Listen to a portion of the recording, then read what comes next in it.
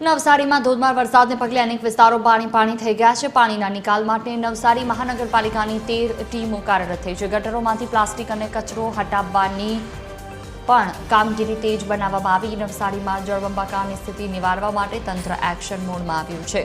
શહેરના વિવિધ વિસ્તારોમાં ભરાયેલા વરસાદી પાણીના નિકાલની કામગીરી શરૂ કરવામાં આવી છે।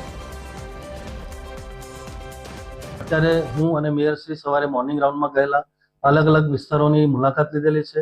એ વિસ્તારોની અંદર જે ફર્સ્ટ સ્પેલ હતો વરસાદનો, એના કરતાં પરિસ્થિતિ સારી છે। આપણા અમુક ટેમ્પરરી મેજર્સ લીધેલા હતા, તેનું પરિણામ અત્યારે આપણને જોવા મળી રહ્યું છે। અમારી પાછળ જે શોપિંગ હતું એમાં ગત સ્પેલની અંદર ખૂબ જ પાણી ભરાયું હતું। આ વખતે આપણે ડ્રેનેજના પમ્પિંગ મૂકેલા છે, જેના કારણે પરિસ્થિતિ કાબુ હેઠળ છે। અમારી 13 વોર્ડની અંદર ક્વિક રિસ્પોન્સ ટીમ જે છે અત્યારે કાર્યરત છે। અમે શેલ્ટર હોમની પણ વ્યવસ્થા કરી છે, પરંતુ હજી સુધી કોઈ પણ જગ્યાએ પાણી ઘરની અંદર ગયું હોય એવો ઇન્સિડન્ટ નોંધાયો નથી।